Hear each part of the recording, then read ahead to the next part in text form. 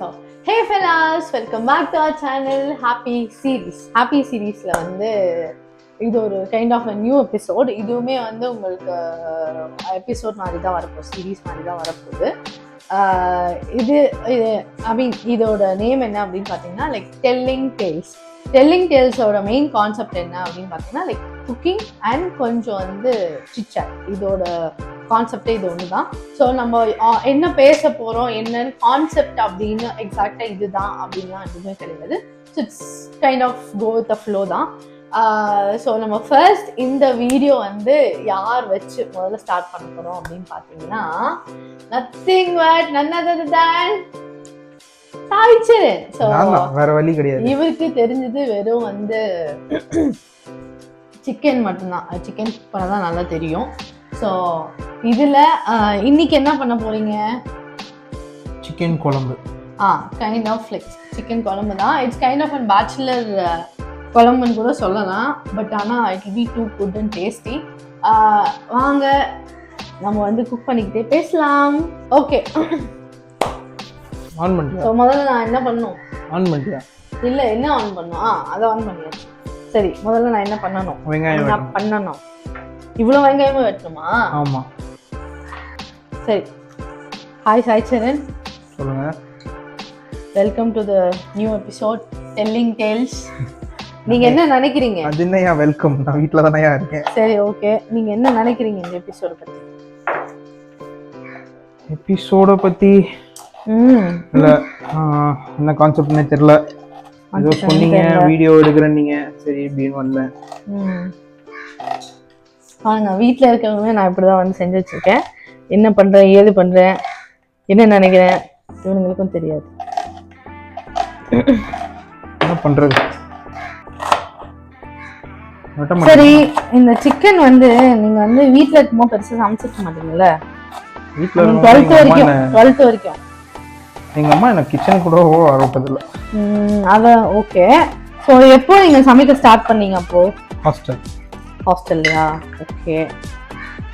So chicken மெயினாக இந்த chicken குழம்பு வந்து இப்போ நீங்கள் இப்போ இல்லை, நார்மலாக எப்போ பண்ணாலுமே உங்களுக்கு என்ன ஞாபகம் வரும்? அதாவது எனக்குன்னு சில பேர் கற்றுக் கொடுத்தாங்க. எப்படி சொல்றது, கற்றுக் கொடுத்தாங்க அப்படின்றதோட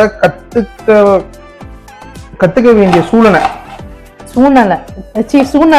என்னது ஏதோ இருந்தாலும் சூழ்நிலைன்னு நீ சொன்ன. சரி, ஓகே, ஏதோ ஒண்ணு. ஓகே, நீ அப்படி ஒரு சூழ்நிலை வந்துச்சு. உன்னதான் உங்க அப்பா வந்து ஜாலியா எடுத்துட்டு போய் ஹாஸ்டல்ல போட்டு படிக்க வச்சு, அதுக்கப்புறமா நீ தானே வந்து சண்டை போட்டு நான் வந்து வெளில போய் தங்குறேன்னு சொல்லி தங்கினேன். அதாவது நம்மளுக்கு வந்து ஒரு செட் ஆஃப் ஃப்ரெண்ட்ஸ் இருந்தாங்க. காலேஜ் வந்து அவுட் ஆஃப் ஸ்டேட், ராஜஸ்தான் போய் பண்ணதுனால நம்மளுக்கு அங்க அப்படின்னு சொல்லிட்டு யாருமே இருக்க மாட்டாங்க. சோ அங்க உங்களுக்கு மனுஷங்களே கிடையாது. இப்படிலாம் கேட்டா எப்படி சொல்றது? சொல். அதாவது இந்த எப்படி சொல்றது அப்படின்னா, ஃபுல்லாவே அங்க வந்து இந்த நான்வெஜ் ரொம்ப கம்மி. அதே மாதிரி எப்ப பார்த்தாலும் இந்த ரொட்டி, தால், சப்ஜி, பன்னீர், இதுதான் வந்து அவங்களுக்கு ஃபேமஸான ஒரு டிஷ். ஸோ இதுல வந்து நாங்க படிச்ச காலேஜ் எப்படி அப்படின்னா வந்து எல்லா ஸ்டேட்ல இருந்துமே ஆளுங்க இருந்தாங்க. எல்லா ஸ்டேட்ல இருந்தும் ஆளுங்க இருந்தாங்க. அப்படி இந்த சென்ஸ் கேரளா, கர்நாடகா, தமிழ்நாடு. ஸோ நான் வந்து மேஜரா வந்து தெலுங்கு அதிகமா பேசுறது அப்படின்றதுனால நான் தெலுங்கு பீப்புளோட வந்து ஜாயின் ஆயிட்டேன். ஸோ என்னோட சீனியர்ஸ் நிறைய பேர் இருந்தாங்க, என்னோட ஜூனியர்ஸ் இருந்தாங்க. ஸோ எல்லாருமே இருந்ததுனால நாங்க என்ன ஒரு முடிவு வந்தோம் அப்படின்னா, வாரத்துல ஒரு 2 நாள் அவங்க போட்டதை நம்ம ஏன் சாப்பிடணும், நம்மளே சமைச்சு சாப்பிட்டுக்கலாம். அவங்க போட்டதுன்னா யார்? ஹாஸ்டல்ல போட்டது. ஓகே. ஸோ ஹாஸ்டல்ல போட்டது மட்டுமே கிடையாது, கிரேவி நாங்க செஞ்சுப்போம். கீழ இருந்து சப்பாத்தி சுட்டுன்னு வந்துருவோம். அப்படி. ஓகே, இப்போ நீங்க ஹாஸ்டல்ல இருக்கும்போதே அப்ப சிக்கன் சமைச்சு சாப்பிட்டுருக்கீங்க? எஸ். ஹாஸ்டல்ல இருக்கும்போது வந்து எதுவுமே இந்த ஃபயரிங் எக்யூப்மெண்ட்ஸ் எதுவுமே வந்து நாட் அலௌட் இல்லையா? அதுதான் திருட்டுத்தனமா பண்ணல. இல்ல அதான் எப்படின்னு கேக்குறேன். அதாவது நான் தான் சொல்றேன்ல, என்னோட காலேஜ் ஜூனியர்ஸ் சீனியர்ஸ் எல்லாருமே இருந்தாங்க. அந்த ஜூனியர்ஸ் சீனியர்ஸ் அப்படின்றது வந்து சீனியர்ஸ்னா இந்த எம்டிஎஸ் பீப்புள், பிஜி பண்ற ஆளுங்க, அவங்க கூட வந்து ஜாயின் பண்ணி, சோ அந்த ஜாயின் பண்ணி பண்றது அப்படின்றதுனால பிஜி ஸ்டூடெண்ட்ஸ்க்கு வந்து கேஸ் அலவுட். சோ அவங்களோட கேஸை வந்து திருட்டுத்தனமா எடுத்துட்டு வந்து அவனுக்கே தெரியாம அவங்களுக்கு தெரியும். ஓகே, எல்லாருமே தானே சேர்ந்து சாப்பிடுறது. Okay okay done. சோ இது எப்படி கத்துக்கிட்டேன் அப்படின்னா, ஒருத்தர் வந்து ஒரு நாள், அதாவது வாரத்துல 2 நாள் சமைக்கிறோம் அப்படின்னா மொத்தமா 4 பேர் தான் வந்து இதுக்கு குக்கிங் டீம். அதுல சாப்பிடுற டீம் நீங்க தானே? சாப்பிடுற டீம் வந்து 6 பேரு. சரி ஓகே. இதுக்கே அழுவுறீங்க? நல்ல விஷயம். என்னால பண்ண முடியாது, வெங்காயம் அது பண்ணு. அதனால என்ன ஒரு விஷயம் அப்படின்னா, அந்த 2 பேர் போய் வாங்கிட்டு வருவாங்க. எத்தனை சில்லி வேணும்? 3 எடுங்க. 4 எடுங்க. சரியா? அந்த 6 பேர்ல 2 பேர் வந்து இந்த சூப்பர் சீனியர்ஸ்ன்றத எதுவும் பண்ண மாட்டாங்க. காரு பைக்கு எதா இருந்தாலும் சூப்பர் சீனியர்ஸ் தான். ஐயா அவர்தான் ஐயா அழுத்தி சொல்றாரு எதுவும் பண்ண மாட்டேங்கிறாங்கன்னு. நான் ஜஸ்ட் கேட்டேங்க ஐயா, அவ்வளவுதான் ஐயா. சூப்பர் சீனியர் ஒண்ணும் பண்ண மாட்டாங்க, அழுத்தி சொன்னது இவங்க ஐயா. அந்த சூப்பர் சீனியர் யார் 2 பேர் இவருக்கு ஹெல்ப் பண்ணீங்களோ எதுக்குன்னு அடிப்பீங்கன்னு தெரியாது. நான் அட்ரஸ் கொடுத்து தரேன், வந்து அடிச்சுன்னு போங்க, எனக்கு ஒண்ணும். அந்த சூப்பர் சீனியர்ஸ் என்ன கதை அப்படின்னா, அவங்க பைக்ஸ் காரு எல்லாமே வந்து அவங்களதுதான் நாங்க யூஸ் பண்ணுவோம். சோ அந்த பைக்லயே போயிட்டு எல்லாமே வாங்கிட்டு வந்துரும். 2 பேர் போறதுனால அந்த 2 பேர் யார் வந்து பேலன்ஸ் ஹாஸ்டல்ல இருக்காங்களோ அவங்க சமைப்பீங்க. ஒருத்தர் வந்து சமைக்கிறது வந்து அவரோட டிபார்ட்மெண்ட். இன்னொருத்தர் வந்து இந்த பாத்திரம் விளக்குறது, சாப்பிட்டு முடிச்சதுக்கு அப்புறம் இருக்கிற திங்ஸ் எல்லாம் வந்து செட் பண்ணி வைக்கிறது, அதெல்லாம் வந்து இன்னொருத்தரோட வேலை. சோ 6 பேரோட பங்கும் வந்து கரெக்டா வந்துருச்சு. அதே மாதிரி எப்படி அப்படின்னா, கரெக்டா காலேஜ் 5 மணிக்கு முடியுது அப்படின்னா 6 மணிக்குள்ள இதெல்லாம் டிசைட் பண்ணி போய் வாங்கிட்டு வந்துடணும். ஏன்னா எங்களோட ஏரியாலாம் வந்து டோட்டலா ஒரு கோல்டான ஒரு ஏரியா. ஓகே, இப்போ யார் உங்களுக்கு இது கத்து கொடுத்தா? சோ எனக்கு ஒரு அண்ணா ஒருத்தவங்க இருந்தாங்க, அவங்க தெலுங்கானால இருந்து.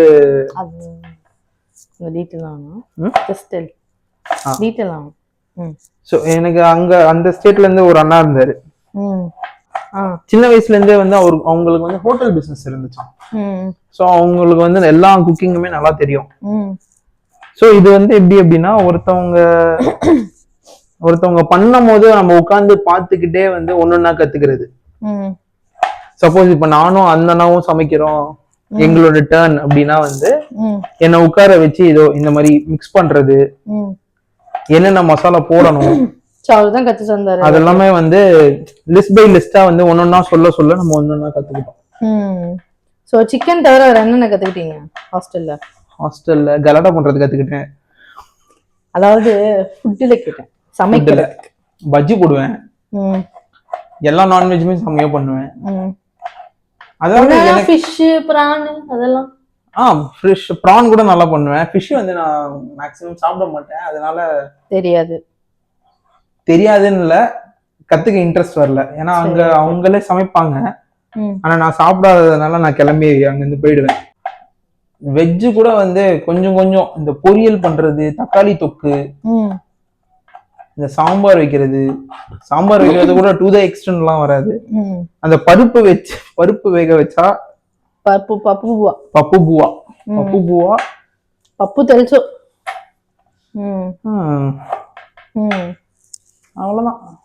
ஓகே, அதாவது இந்த பேச்சுலர்ஸ் வந்து இந்த பப்பு, ரசம், சாம்பார் இதெல்லாம் இந்த இருக்கிற நான்வெஜ் எல்லாம் சமைச்சா போதும், உயிர் வந்துக்கலாம். அது வரைக்கும் கத்துக்கிட்டேன். ஓகே, நீங்க அங்க இருக்கீங்க அவ்வளவு தூரத்துல. சப்போஸ் அதுக்கப்புறமா நீங்க மிட்ன்றதை விட உங்க ஃபைனல் இயர்ல you came out from the hostel, கரெக்ட்டா? ஆமா. ஓகே, ஸோ அதுக்கப்புறமா வந்து வேற ஏதாவது சமைக்கணும். ஏன்னா இதுக்கப்புறமா கேஸ் எல்லாமே ஆஸ் யூஷுவல் இருக்கும். ப்ளஸ் தரமெல்லாம் சமைக்க தேவையில்லை. திஸ் இஸ் நாட் கோன் ஹேப்பன்ன்றப்போ ஆல்மோஸ்ட் வந்து வீட்டில இருந்து இல்லை நான் மம்மி கிட்ட இருந்து இது கேட்டு நான் கற்றுக்கிட்டேன் அப்படின்னா அது என்ன ஃபுட்டாக இருக்கும்? மம்மி கிட்ட கேட்டு கற்றுக்கிட்டேன் அப்படின்னா என்னோட ஃபேவரட் டிஷ் பொங்கல். ஸோ அந்த பொங்கல் வந்து எங்க அம்மா அப்பத்துலேருந்தே சொல்லிட்டு தான் இருக்காங்க. ஆனால் கொஞ்சம் கொஞ்சமா தான் கற்றுக்கிட்டு இருக்கேன். இப்போ வரைக்கும் தெரியாது. இப்போ வரைக்கும் முழுசா தெரியாது. ஆனா எங்க அம்மா பண்ற டேஸ்ட் அளவுக்கு வந்து எனக்கு வரவும் வராது ட்ரை பண்ணாலும். அதாவது அவங்க கை பக்குவம்னு ஒண்ணு இருக்கு. ஸோ அந்த மாதிரி வந்து அது ஒண்ணு. இன்னொன்னு இந்த சப்பாத்தி, அந்த சப்பாத்தி மாவு திரட்டுறது வந்து இட்ஸ் இம்பாசிபிள். அதாவது மாவா பஜ்ஜியா இந்த பஜ்ஜி மாவு கலக்குற மாதிரியே கலந்தேன். லேட்டவா அது வந்து கத்து கொடுத்த குரு வந்து வெங்கடேஷ் பட். அவரோட வீடியோஸ் எல்லாம் பார்த்து எப்படி திரட்டணும் அப்படின்லாம் அவர்கிட்ட. அதே மாதிரி சட்னி, தட் தேங்காய் சட்னி அதுவுமே நல்லா பண்ணுவேன். வேற என்ன, அவ்வளவுதான் போதும். ஒரு சராசரியான மனுஷன் வாழ்றதுக்கு அது போதும். சோ உங்களுக்கு குக்கிங் பிடிக்குமா பிடிக்காதா? ஆப்வியஸா பிடிக்கும். ஏன் பிடிக்கும்? ஒரு மனுஷன் குக்கிங் எதுக்கு, அதாவது ஏதாவது ஒரு விஷயம் என்னைக்காவது ஒரு நாள் நம்ம வீட்டுல வந்து சப்போஸ் இப்படி எடுத்துக்கோங்க, நம்மளுக்கு எதையாவது சாப்பிடணும்னு தோணுச்சு திடீர்னு, வீட்டுல யாருமே இல்ல, அந்த சுச்சுவேஷன்ல நம்ம வந்து நம்ம கையில வந்து வெளியே போய் நம்மளால வாங்கி சாப்பிடுற அளவுக்கு எல்லாம் நம்ம இதுல தெம்பு இல்ல. சோ அழகா கிச்சனுக்கு வந்தியா, இருக்கிற திங்ஸ் எல்லாம் போட்டியா, சமைச்சியா, சாப்பிட்டியா, அப்படி அதனால பிடிக்கும். அதனால வந்து குக்கிங் அப்படின்றது வந்து எல்லாருக்குமே ஒரு கத்துக்க வேண்டிய ஒரு விஷயம். In spite of ஜெண்டரா? ஜெண்டரா உங்களுக்கு ஞாபகம் இருக்கா ஃபர்ஸ்ட் உங்க வைஃப்க்கு என்ன சமைச்சு கொடுத்தீங்க அப்படின்னு? ஃபர்ஸ்ட் என் வைஃப்க்கு என்ன சமைச்சு கொடுத்தீங்க? வைஃபா இருக்கும்போது இல்ல, கேர்ள் ஃப்ரெண்டா இருக்கும்போது. சிக்கன் தான். என்ன சிக்கன்? சிக்கன் குழம்பு இல்லையே, சிக்கன் குழம்பு கிடையாது. என்ன சமைச்சு கொடுத்தீங்க? தெரியலையா? பிரியாணி. அது பிரியாணி வந்து அந்த அளவுக்கெல்லாம் நல்லா இருந்திருக்காது. பண்ணி கொடுத்தது என்னது? அது பண்ணி கொடுத்தது பிரியாணி. ஆனா சமாளிப்பு. அது பண்ணி கொடுத்தேன் அப்படின்றதோட அது பிரியாணி அப்படின்னு சொல்றதுக்கே வந்து ஒரு இது வேணும். எது வேணும்? ஏன்னா அந்த பிரியாணி வந்து அந்த அளவுக்கு நான் பண்ணல, சும்மா ஜஸ்ட் டெஸ்டிங். ஓகே. ஏன்னா அதுதான் ரெண்டாவது வாட்டி நான் பிரியாணி சமைச்சது. அதனால சரி ஓகே. அப்புறம் கல்யாணம் ஆனதுக்கு அப்புறம் முதல்ல சமைச்சது என்ன ஞாபகம் இருக்கா? இல்லையே. ஞாபகம் இல்லையா? அதுதான் சிக்கன் குழம்பு. அப்ப சிக்கன் குழம்பு தான். ஸோ சாய் வந்து என்ன செஞ்சு கொடுத்தாங்க அப்படின்னு கேட்டா, என்னால் ஒரு 4 வருஷம் சொல்ல முடியும். அந்த 4 வந்து சிக்கன் குழம்பு. அண்ட் எனக்கு லஞ்ச் ஃபர்ஸ்ட் டைம் என்ன கட்டி கொடுத்தாங்க ஞாபகம் இருக்கா? தயிர் சாதம், தக்காளி தொக்கு. அதேதான். Okay, I last you like this. நம்ம வந்து லவ் பண்ண ஸ்டார்ட் பண்ணிட்டோம். அதுக்கப்புறமா நமக்கு லாங் டிஸ்டன்ஸ் ரிலேஷன்ஷிப் ஆயிடுச்சு.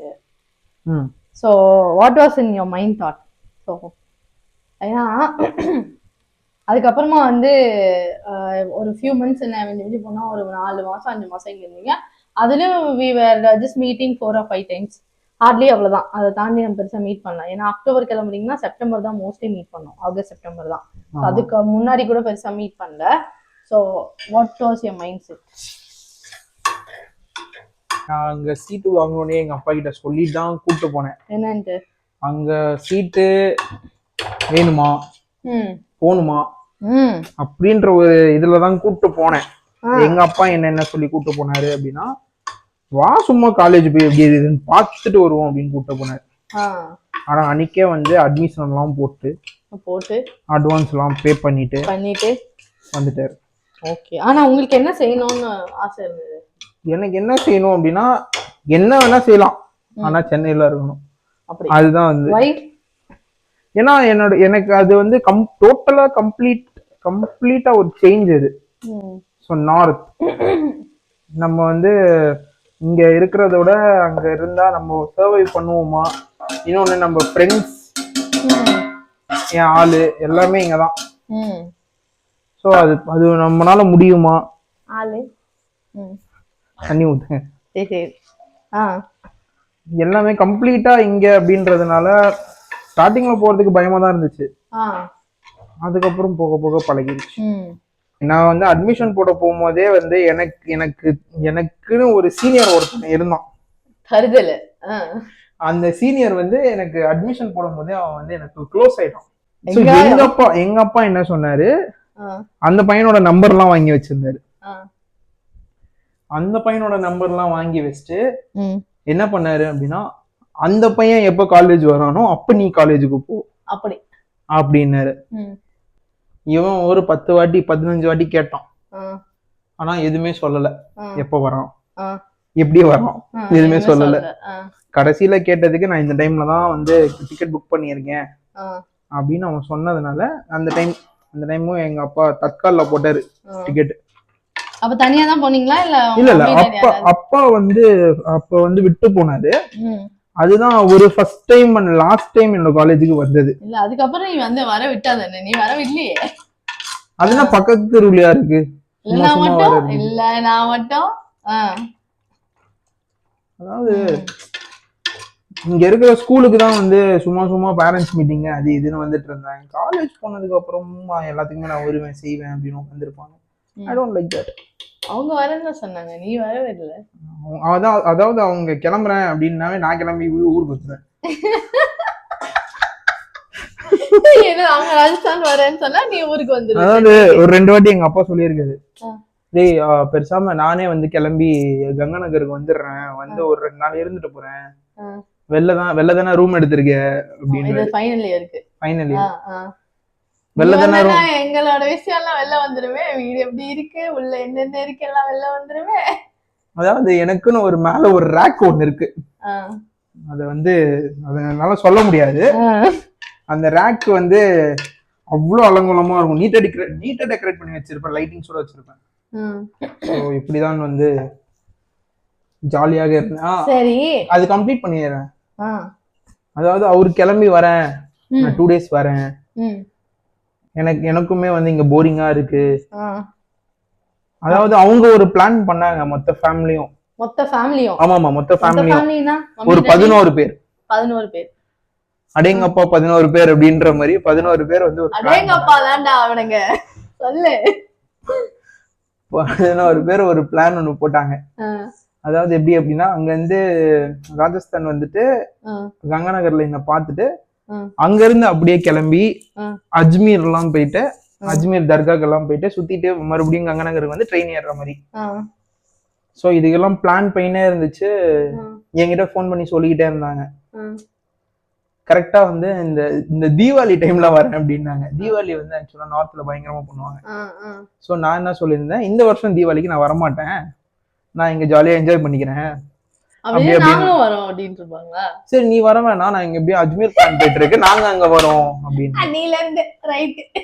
அதாவது நான் ஒரு 2 நாள் யோசிச்சேன், இவங்க இங்க வந்து என்ன பண்ண போறாங்க, நம்மளே அங்க போயிடலாம் அப்படின்னு சொல்லிட்டு நம்மளோட விஷயம் வெளில வந்துரும்ல. அதாவது காலேஜ்ல என்னென்ன பண்ணிருக்கோம். ரெண்டாவது நாளே வந்து போன் பண்ணி, டாடி இப்படி தீபாவளி லீவ் விட்டாங்க, டிக்கெட்டை போடு, நான் கிளம்பி சென்னை வரேன். ஏய் நாங்கெல்லாம் கிளம்பி அஜ்மீர் பிளான் எல்லாம் அப்புறமா வச்சுக்க, நான் சென்னை வரேன், செஞ்சு வீட்லயே இருக்கேன். சோ அந்த பிளானை வந்து அப்படியே டிராப் பண்ணியாச்சு. அவங்களுக்கு வந்து தெரியுமா லீவ் எல்லாம் விடல. ஆக்சுவலா லீவ் தான். லீவ் வந்து என்ன மிஞ்சி போனா 1 வாரம் 2 வாரம். சரி இதனாலதான் அப்படின்ட்டு நோ. பாத்துக்கோங்க மக்களே, என்னால கிடையாது. பிளான் எல்லாம் வந்து இந்த மம்மி டாடிக்கு டிராப் ஆகுது பிளான் மெயினான காரணம் இதோ இங்க இருக்கு. that guy written and directed by. என்னால நினைச்சீங்கன்னா அதுக்கு நான் வந்து, ஆனா அந்த டைரக்ஷனுக்கு எல்லாம் ப்ரொடியூசரா எங்க அப்பா தான் இருந்தாரு. ஏன்னா ட்ரெயின் டிக்கெட் அவர் தானே போடணும். மேட்டர் என்னன்னா, அதோட சேர்த்து சம்மந்தமே இல்லாம வீடியோலயே ஒருத்தவங்க வந்து போட்டோ பாம் பண்ணா கூட பரவாயில்ல, வீடியோ பாம் பண்ணி வச்சிருக்காங்க. இதோ வராங்க. Hi so she is Kripa. Say hi. Hi. இவ்வளவு அளவுக்குலாம் நான் வாய்ஸ் கேங்கலாம் கிடையாது. நார்மலா ஹாய். இந்த பிக் பாஸ் சௌந்தர்யா. இது சௌந்தர்யாலாம் கிடையாது. சௌந்தர்யா கியூட்டா இருப்பா. இது சௌந்தர்யாலாம் கிடையாது. அப்ப இவ கியூட்டா இல்லன்றியா? சொல்லலையே கொளுத்தி விட்டு சொல்லலையே. நீ தானம்மா இப்ப சொன்ன பிக் பாஸ் சௌந்தர்யா கியூட்டா இருப்பா. முக்கியமான விஷயம் கேட்டுட்டு இருக்கேன். நான் அதை முடிச்சுட்டு வந்துடுறேன். உனக்கு அதுக்குள்ள ஏதாவது கேள்வி வந்துச்சுன்னா நீயும் கேளு. சரி, இவ்வளவு பெரிய பல மேட்டர்லாம் பண்ணி வச்சிருக்கீங்க. இதெல்லாமே ஓகே. பிளான் பண்ணது லாஸ்ட் இல்ல, பிளான் பண்ற ஒவ்வொரு வாட்டி வரும்போது நீங்க வந்துடுற அப்படின்னா உனக்காக நீ வரேன்னு சடனா சொன்ன டைம் எல்லாம் வந்து எனக்காக நீ வரலன்னு அர்த்தம். சடனா வந்து நிப்ப தெரியுமா, அதெல்லாம் எனக்காக வரல. சடனா வர்றது அப்படின்னா நாங்கெல்லாம் தோணுனா கிளம்பிடுவேன். ஆனா 1:65 நாளும் தோணுமா? சரி சரி சரி, ஓகே, இதெல்லாம் ஓகே, ஃபைன். ஸோ உங்களுக்கு வந்து மெயினாக இங்கே ஒரு இம்பார்ட்டண்ட்டான ஒரு பர்சனை பற்றி நம்ம பேசியே ஆகணும்.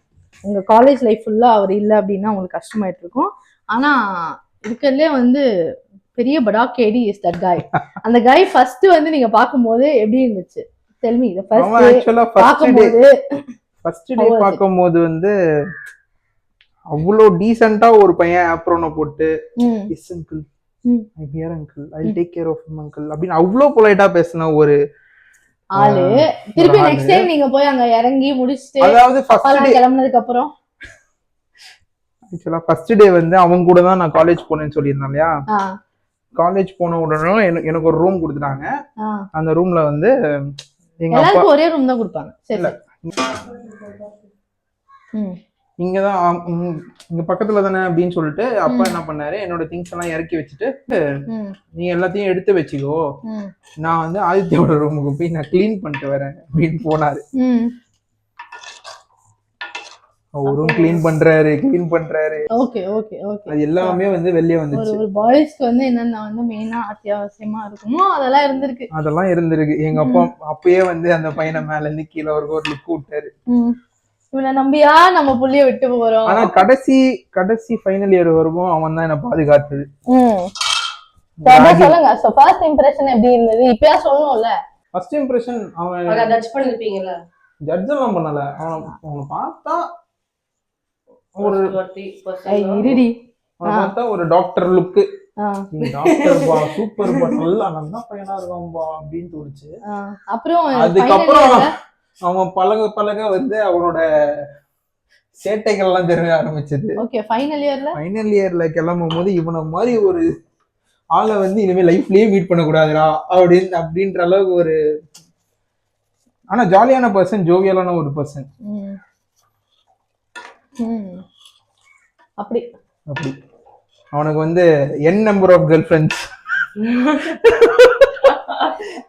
அண்ணா దీనికి నాకు ఎటువంటి సంబంధం లేదండా. அதாவது அவனுக்கு வந்து ஒரு ஐபேட் இருக்கும். நான் பேர் சொல்ல நினைச்சேன். பேர் சொன்னா உனக்கு கல்யாணம் ஆகாதுன்னு நான் சொல்ல மாட்டேன். தலைவன் சீனியர்ஸ் எல்லாம் கேர்ள் ஃப்ரெண்டா வச்சிருந்தான். அப்படிப்பட்ட நல்ல ஆளு. Actually he is a very good brother. எனக்கு தெரிஞ்சு தங்கச்சியா பார்த்த ஒரே ஆளு லாஸ்ட் ஆள் நானா மட்டும்தான் இருப்பேன் இல்ல. ஆமா, அவனுக்கு இருக்கிற ஒரே ஒரு தங்கச்சி நான் மட்டும்தான். அதாவது என் அண்ணன் எல்லாமே எனக்கு தெரிஞ்சு என்னோட அண்ணான்னு நான் ஒரு கேரக்டர்ல வச்சிருக்கிறேன். எல்லாருமே வந்து எப்படி அப்படின்னா எல்லாரும்னா வந்து ஆல்மோஸ்ட் அட்லீஸ்ட் அவங்க பாஸ்ட் லைஃப்லயாவது வந்து வேற லெவல்ல ஒரு பெரிய ஒரு பிளே பாய்ன்னு சொல்ல முடியாது, அட்லீஸ்ட் ஒரு 2-3 பிரேக்கப் அதோட இருந்திருப்பாங்க. அது மாதிரி ஆளுங்கலாம் ஒன்றும் பண்றதுக்கு இல்லை. ஏதாவது ஒரு பிரேக்கப்பாவது இருந்து இன்னொரு பொண்ணு இப்போ கல்யாணம் பண்ணது அது மாதிரியாவது இருந்திருப்பாங்க. What to do, brothers are like that. ஆனா அவனுங்க பாக்குற ஒரே ஒரு தங்கச்சி அப்படின்னு பார்த்தா அது நான் தான் இருப்பேன். அப்புறம் அவங்க கூட பிறந்த தங்கச்சி, கசின்ஸ் யாராவது இருப்பாங்க. அதை தாண்டி மற்றவங்க எல்லாம் அவங்களுக்கு வந்து கேர்ள் ஃப்ரெண்ட் சொல்ல முடியாது, தங்கச்சிங்க கிடையாது. அதான் சொல்ற, அட்ரஸ் சொல்லி இது பொண்ணே கிடைக்காம போயிடும். சரியா பொண்ணு நீ மட்டும் கல்யாணம் பண்ணி ஜாலியா இருப்ப. அவனமா பூமி போறதுக்கு முன்னாடி பிறந்தாமா அவன். 93 அவன். 93 இருந்தா 93 தானே. 32 வயசு ஆகுது. அதுக்கு இன்னும் கல்யாணம் பண்ணாம சுத்தினா இருக்கான். ஸோ லாஸ்டா வந்து இந்த சிக்கனோட ஸ்டோரி வந்து நம்ம எதுல இருந்து ஆரம்பிச்சோம், சிக்கன் யார் கத்து கொடுத்தா அப்படின்னு ஆரம்பிச்சு அதுல இருந்து ஹாஸ்டல் போய் ஹாஸ்டல்ல இருந்து முன்னாடி அதுக்கு முன்னாடி பார்த்த சீனியர் கதைக்கு வந்து அந்த சீனியரை வந்து வாழ்க்கையில கல்யாணமே நடக்காத அளவுக்கு என்னென்ன பேச முடியுமோ அதெல்லாம் பேசி முடிச்சுட்டான். சரியா போச்சு. ஸோ டெல்லிங் டேல்ஸோட ஃபர்ஸ்ட் எபிசோட் இப்படிதான் போச்சு. இதுதான் வந்து டெல்லிங் டேல்ஸ்ல. இதே தள்ளவே மாட்டீங்களாடா 2 பேரும், இப்படியே நின்றுட்டு இருக்கீங்க. ஒருத்தனோ பயில்வான்மா நிக்கிறா, இன்னொருத்தனோ வந்து அட்டப்பூச்சி நிக்கிறா. சரி ஓகே, டெல்லிங் டேல்ஸோட ஃபர்ஸ்ட் எபிசோடு இதுதான். ஐ கெஸ் லைக் இந்த எபிசோடு வந்து மெயினா நான் யாரையோ வச்சு ஸ்டார்ட் பண்ணோம் அப்படின்னு நிறைய நினைச்சேன். அண்ட் என்னன்னா நம்ம கடைசியில வந்து சாயை பத்தி நம்ம யோசிக்கலையே, சாயை வச்சு ஸ்டார்ட் பண்ணோம் நம்ம யோசிக்கவே இல்லையே அப்படின்னு நான் வந்து அப்புறம் ஃபீல் பண்ணி அதுக்கப்புறம் ஓகே சாயை வச்சு ஸ்டார்ட் பண்ணுவோம் அப்படின்னு சொல்லிட்டு பிளான் பண்ணி. Always out of the box அப்படி கிடையாது, அதுதான் சொல்ல வரேன்.